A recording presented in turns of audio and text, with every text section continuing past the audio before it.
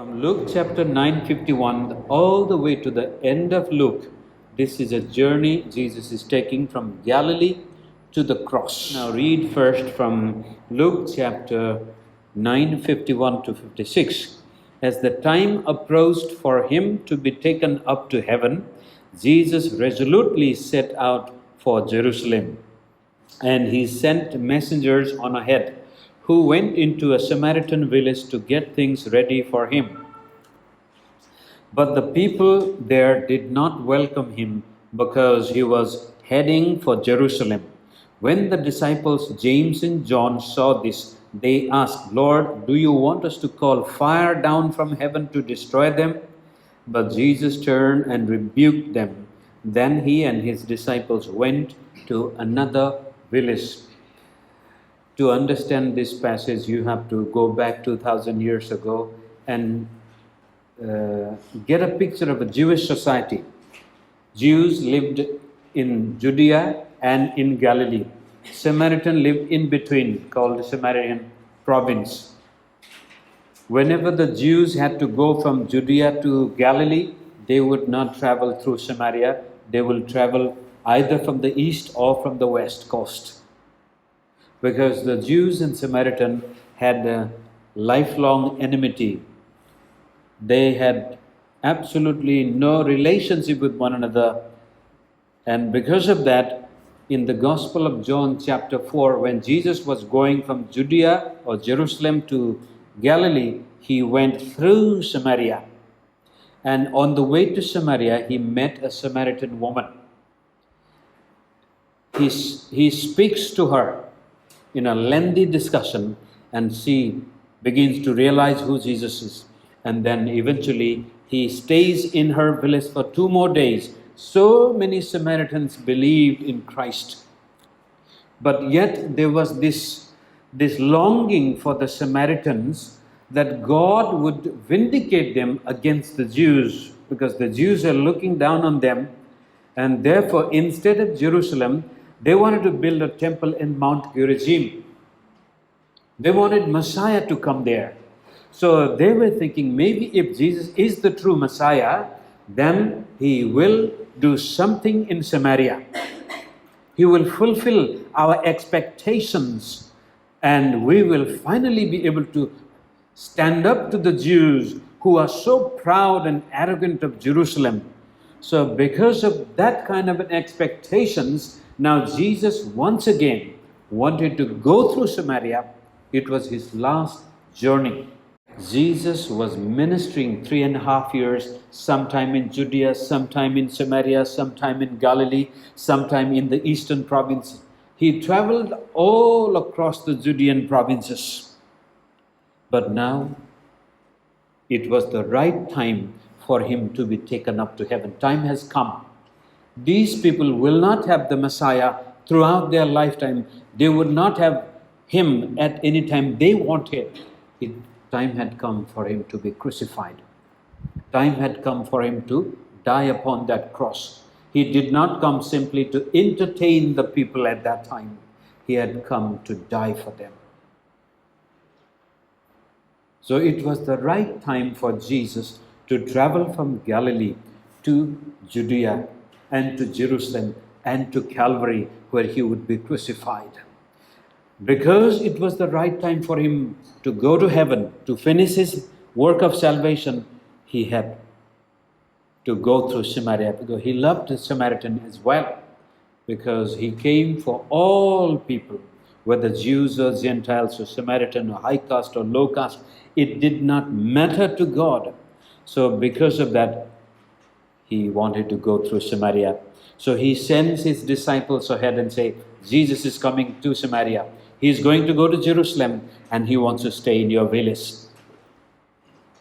And the Samaritan had the right opportunity. This was a wonderful opportunity. Just like in Gospel of John, when Jesus was going from Jerusalem to Galilee, this Samaritan woman welcomed him, and then the whole village welcomed him. That was a wonderful opportunity they did not miss. But now the disciples have come and said, Master is coming. He is coming through Samaria. He wants to spend some time in Samaria. He wants to minister to you. You have a wonderful opportunity. Verse 52. And he sent messengers on ahead who went into Samaritan village to get things ready for him. Samaritans had a wonderful opportunity to minister to Jesus. They had the right opportunity to serve the Son of the living God. They had the right opportunity to put themselves in a place of blessing in the sight of God by welcoming Jesus, by getting things ready for him. But what did they do? 53. But the people there did not welcome him because he was heading for Jerusalem. They were not angry at Jesus. They were not angry at the disciples. The reason they did not welcome Jesus and the disciples was he was going to Jerusalem to accomplish the work of salvation. They wanted him to do it in Samaria. Their expectations did not match the response of Jesus. And they missed the right opportunity. They have missed the right time. They have now missed the right opportunity. And then move on to right attitude. When the Samaritans refused to welcome them, when the Samaritans may have abused them, you get lost, don't come to our village, don't come through our village, we have no place for you, we don't want to welcome, we don't want to do anything with this Jesus of Nazareth, let him go wherever he wants.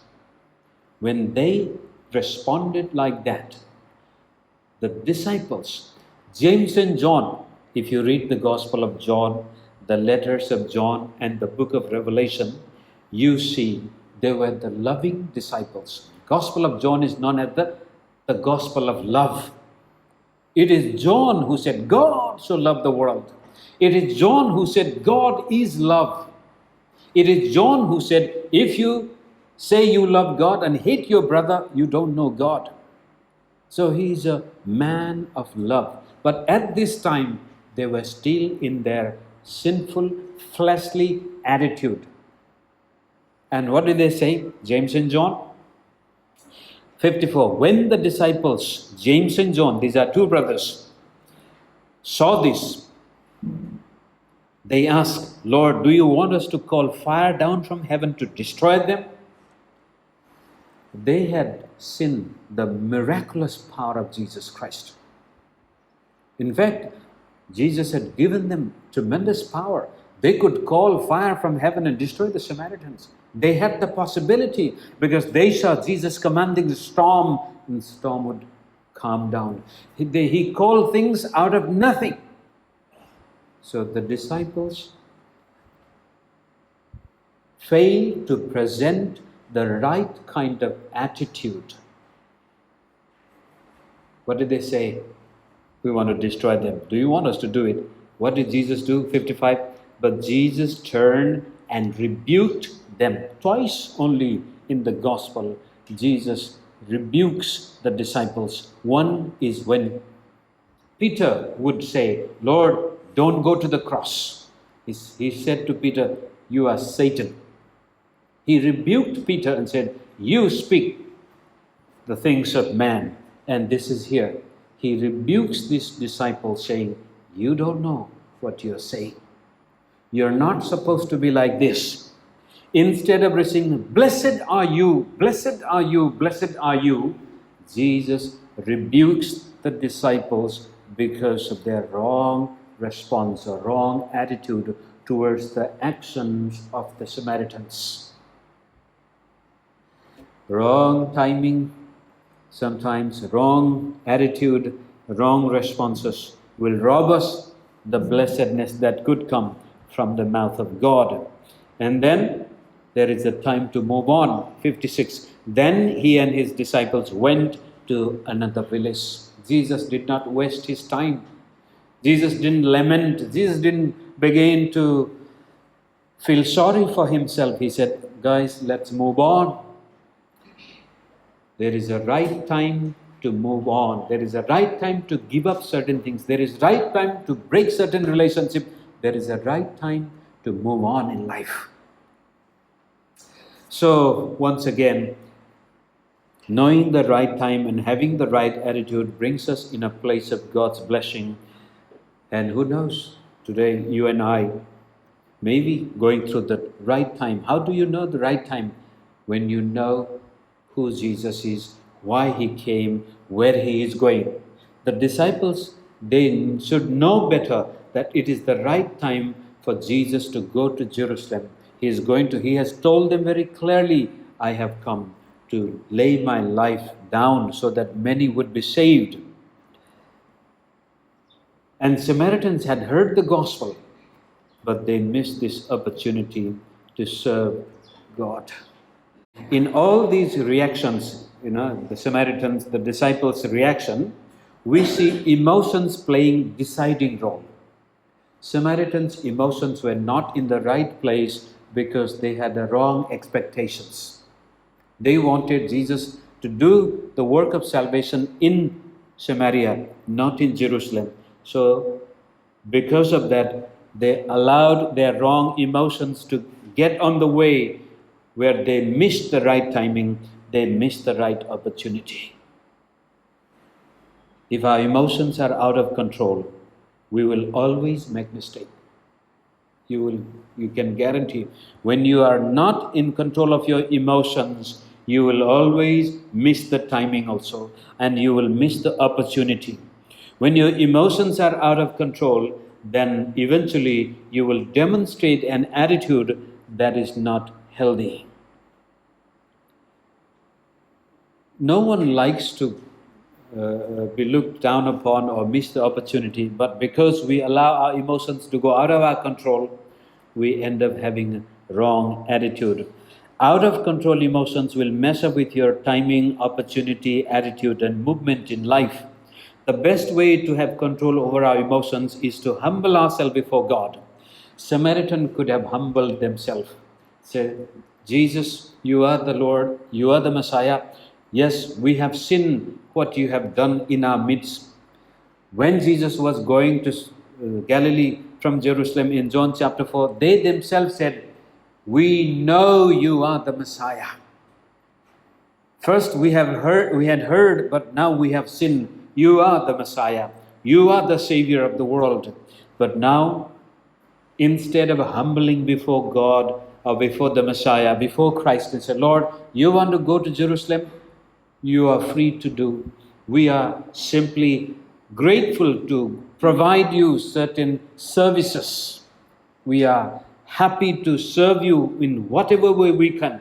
Maybe we could provide food or some kind of assistance in your journey to Jerusalem. No, instead of humbling, they began to boast in their pride. We too are people of God. We do have the temple in Gerizim. We do have the Pentateuch. We had the different law. They had the Samaritan Pentateuch.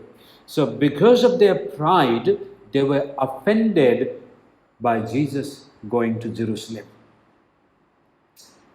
Humility will always bring us in a place of blessing. Arrogance and pride will always put us in a place of loss. Loss of opportunity, loss of privilege, loss of blessings. So much so, God opposes the proud, but He lifts up the humble. Right attitude of humility will always make a way for you where there seems to be no way. Right attitude of humility will always bring you in a good relationship with your friends and family members. The reason you fail to have normal relationship is because there is no humility. For some reason, there is pride. And if you have pride in your heart, you can guarantee you will always be offended. The other side of pride is pity. Either pride or pity, they go together. Pity or pitiful condition is one that says, I deserve better, but I have a miserable life. I'm not supposed to be in this situation. So either you feel pity or you are proud. Both of them rob us from the blessings of God. So Samaritan had pride and pity at the same time. They had pride because they are also people of pity, because everything seems to be happening in Jerusalem. Nothing is happening in Samaria. Even now, Jesus is leaving them and going to Jerusalem. Humble yourself under the mighty hand of God, and in due time He will lift you up, said Peter. James also said, humble yourself before God and draw yourself near to God, and He will draw near to you, because He gives grace to the humble, but He opposes the proud. The Samaritan were in a wonderful opportunity. They had the greatest privilege of coming under the grace of God, under the blessings of God, but because of their pride, they missed this opportunity. In our personal life also, if you allow pride in your heart, you will miss the timing as well as opportunities. And when you miss the right time and miss the right opportunity, even God cannot help you after that. You missed the opportunity. But if you're humble, kind and compassionate, you do not get offended. Humble people don't get offended. Doesn't mean it doesn't hurt. It hurts them, but they refuse the hurt to remain in their heart. They easily see the person who is offending them with the heart of compassion, pity. Jesus doesn't want to destroy the Samaritans. The disciples, they were arrogant. How come these Samaritans, they look down upon us? We are Jews. But Jesus, He rebuked the proud disciples, and He moved on because He was not offended. He is God, even though He is man. In the same way, in our personal life also, if we can have the right attitude, we will recognize the right time. When we recognize the right time, the right opportunity will come. When the right opportunity comes, we will not miss it. A beggar came all the way up here. My wife went and gave. We don't know who that person, where he will end up. The opportunity was there to help, and whatever way she could help. These kind of right opportunities will not always come. They rarely come in life. Opportunities do not always come in abundance. They come once in a while. But a person, if he is humble and kind and compassionate, the person will make use of that opportunity. But if you are proud and arrogant, you miss it. You can't recognize it. Helping some helpless person, serving someone, whatever way, you meet a friend and you meet a stranger, if you have the attitude of humility, you will not be afraid to extend a helping hand. You will never lose by becoming humble, but you will always lose by becoming proud. Pride is not a way of winning. Pride is the way of the losers. But the humble will inherit the earth, Jesus said. If you're humble, people will like you. If you're humble, people would want you to become their leader. If you're humble, people want to come around you. If you're humble, people provide you opportunity to serve. And when you accept the right time and the right opportunity to serve, you also come under God's blessing. Jesus will not rebuke you. If these disciples, instead of saying, shall we destroy the Samaritan, they would have said, Lord, please forgive these Samaritans. They did not know what they were saying. They don't understand your mission. Lord Jesus, please forgive them. He would have said, James and John, I bless you for your heart. You are so humble, so kind, you are so loving. I bless you. But he rebuked them. And then he moved on to another village. Disciples missed the opportunity to be blessed. Samaritans missed the opportunity to be blessed. Where are you in your life? What kind of timing do you have in your life? What kind of attitude do you have? Are you a person who is always willing to lose in life? Are you a person who is willing to look away from people's weaknesses? Are you willing to forgive people for their mistakes? Are you willing to give the benefit of doubt to those who are hurting you? If you are, maybe you're a humble person. But if you always get angry and offended, if you always react towards other people's behavior, then maybe deep down there is some sort of pride or pity. Either you feel very hopeless or you feel very, oh, I am someone special. How come you could say these things to me? Hurt people hurt people. It's an English statement. If someone has hurt you and if you're not healed from that hurt, then what happens? You go on hurting others also. But if you come to Christ and say, Lord, someone is hurting me, but I come to you. You are the healer. You are the deliverer. You are the person who sets free. You are the one who binds broken heart. You are the one who puts ointment in the wound, and help me, O Lord. If you come to Christ, He can give you a new heart. He can heal you. He can restore you. Even the broken pieces He can put together.